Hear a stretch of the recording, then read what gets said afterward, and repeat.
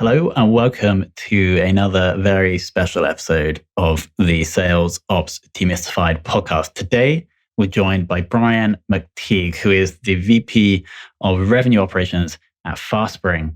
Brian, welcome to the show. Thanks, Tom. Great to be here. So you may or may not be the first revenue operations professional that has come onto the show with aspirations to go into politics. First of all, is this true? And when do you plan to make the move? It really depends on how well I do on this interview with the gotcha questions that I know you guys have planned for me.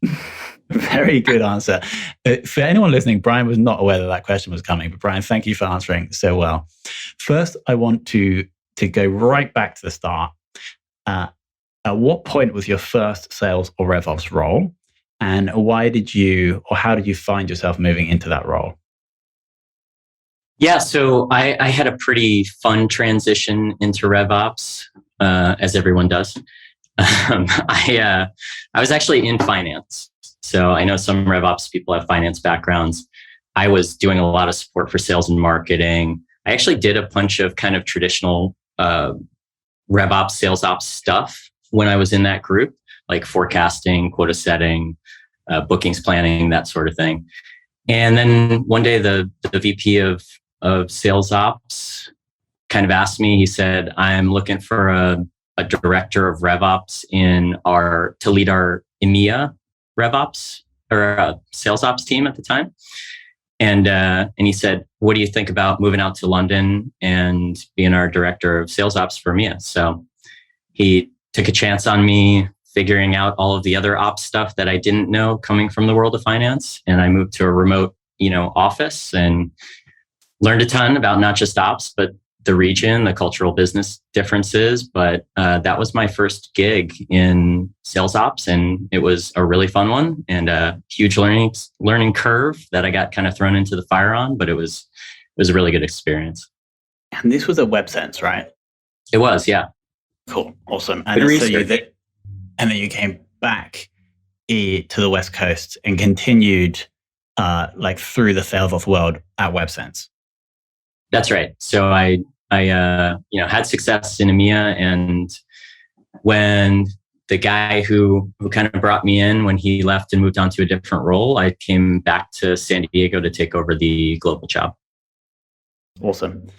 Then zooming into FastSpring today, can you just give the audience a sense of how many reps and how many people in the revenue operations function? Yeah, so FastSpring is a bit of a smaller growth company. We have so my team is 6 people.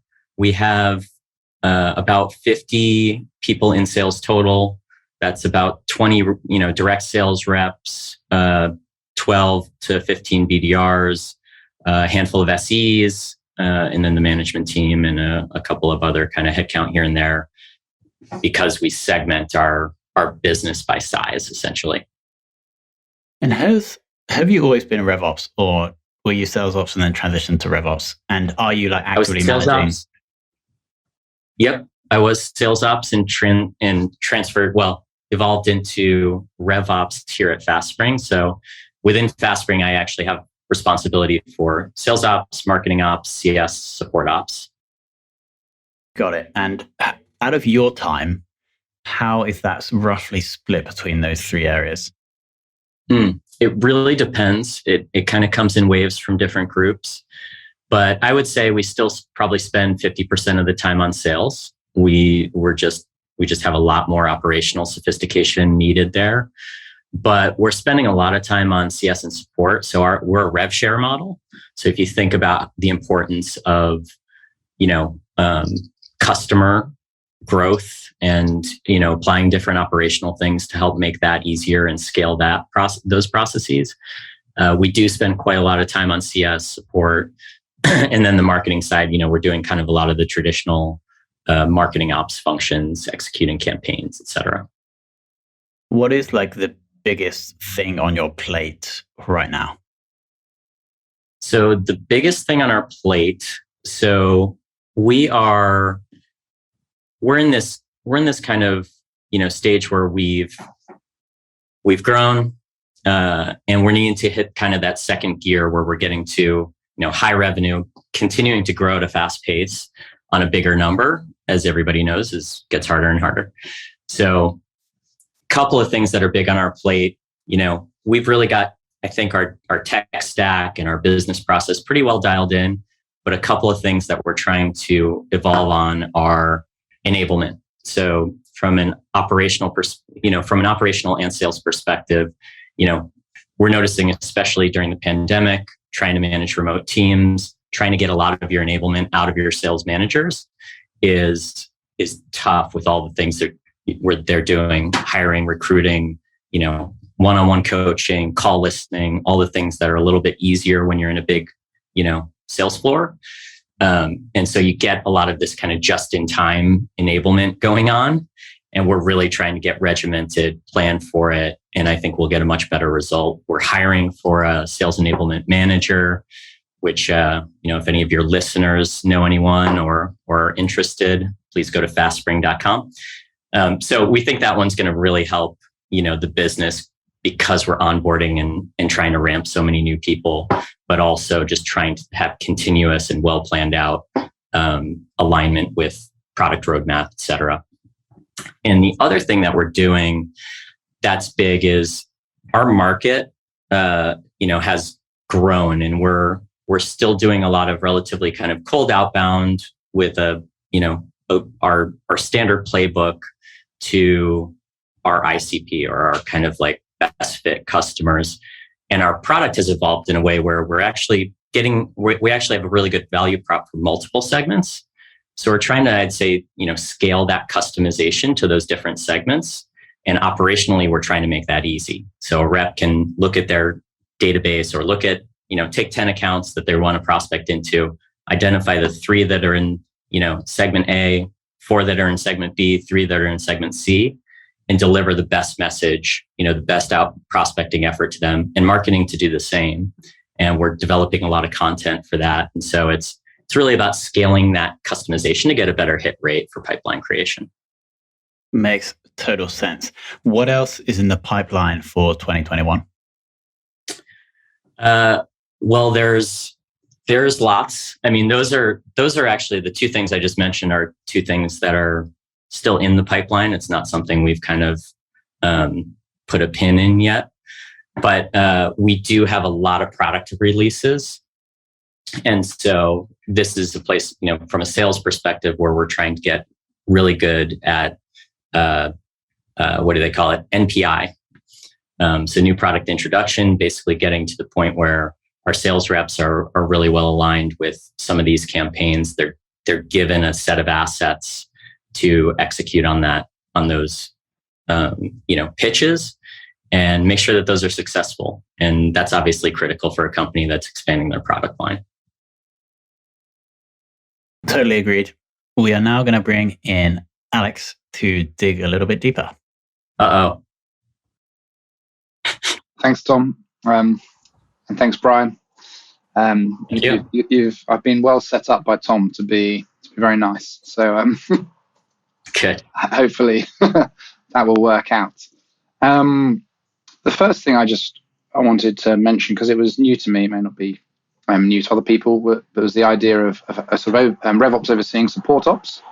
And I wondered if that might be either, particularly because, as you mentioned, your business model and the rev share and making sure things aren't broken. It's quite clearly a revenue function in a slightly different way, maybe in other businesses.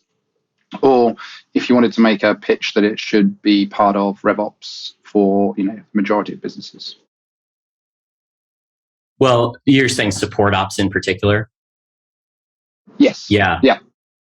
It's so for us, what support ops means is a lot around operationalizing their workflows, and they consume a lot of information. And so there's a lot of techniques, and this is true across both sales, marketing, CS, and support.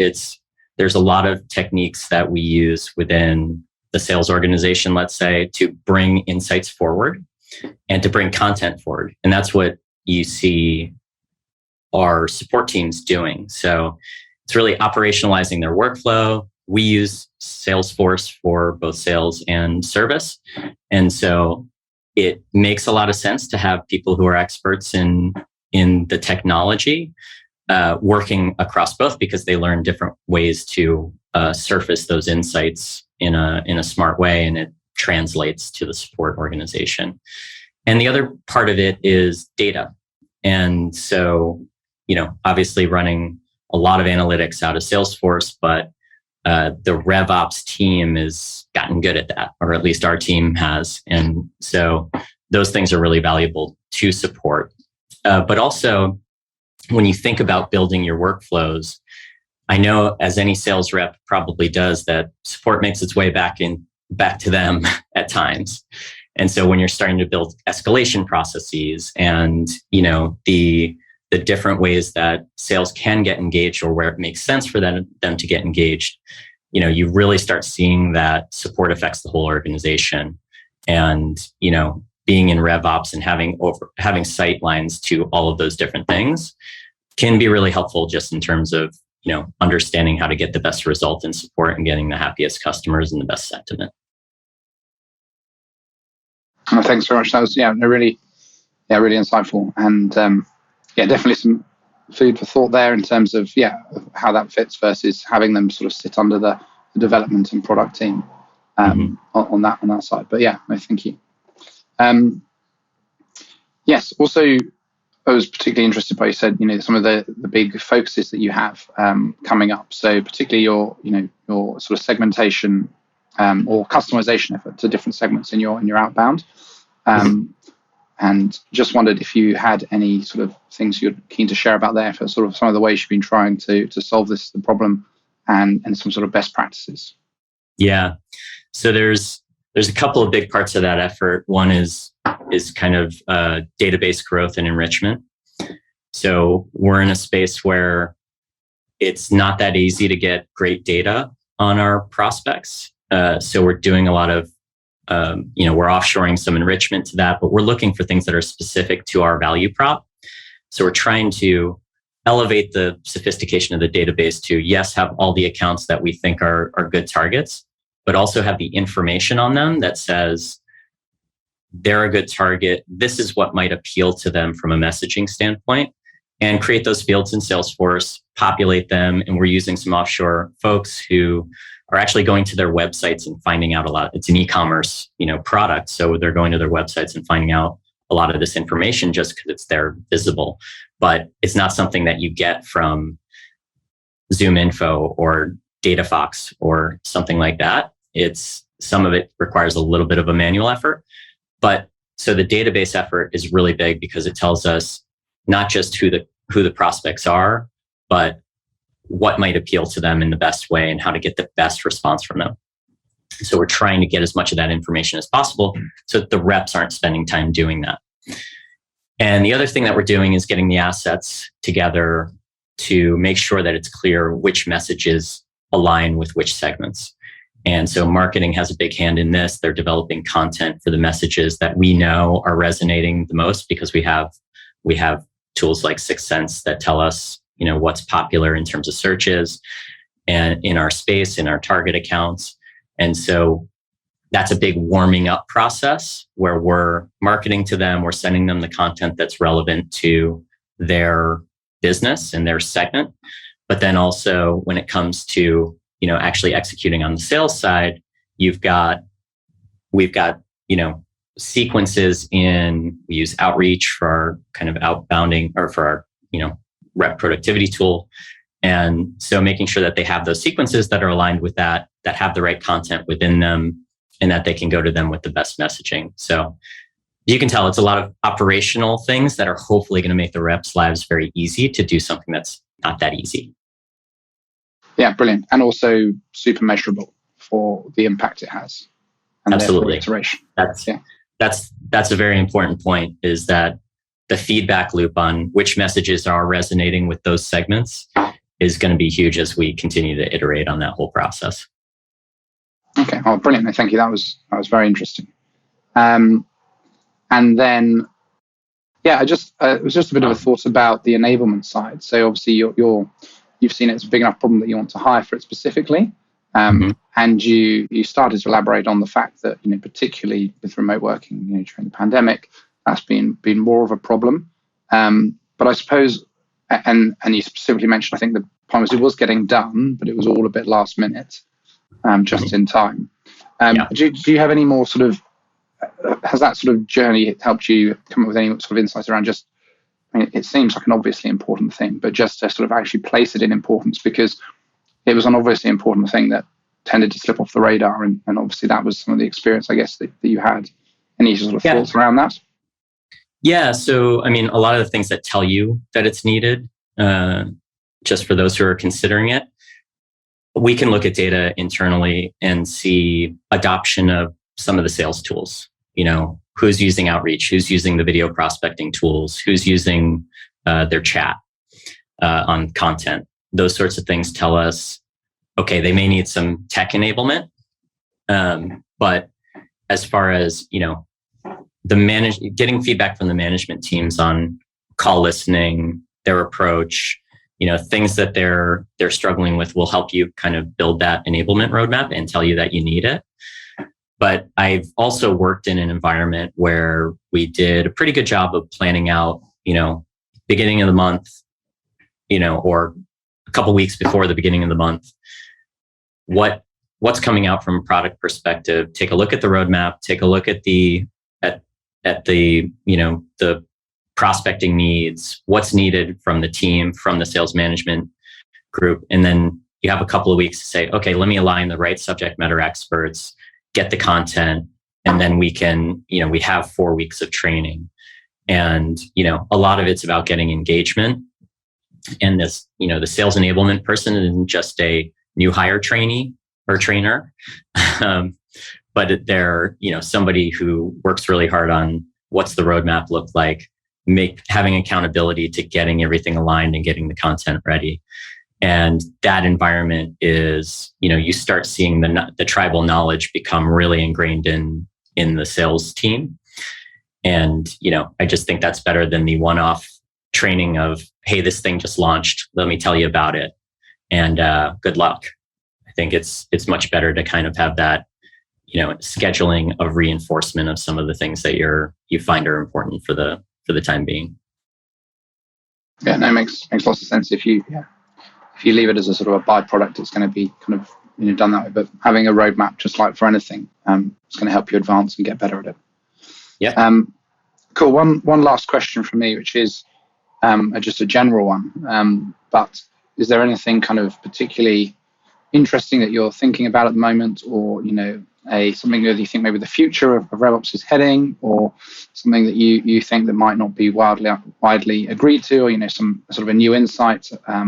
Basically just floor's open for you to get on your soapbox and say whatever you like.